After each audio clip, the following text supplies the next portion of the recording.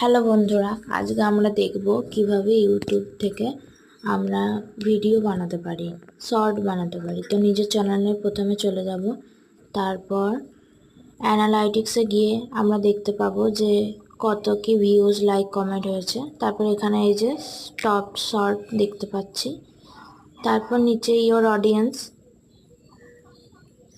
সবই আমরা দেখতে পাবো।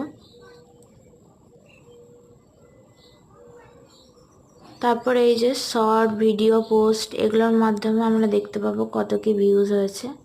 তারপর চ্যানেল সেটিংয়ে গিয়ে আপনারা যদি চান তাহলে নিজের নাম পরিবর্তন করতে পারেন, চ্যানেলের নাম। তারপর ভিডিও শর্ট, ইয়োর ভিডিওসে গিয়ে আমরা এগুলো সব দেখতে পাবো। লাইভে গিয়ে আমরা এই যে ক্রিয়েট রয়েছে, এখান থেকে আমরা ভিডিও ক্রিয়েট করতে পারবো।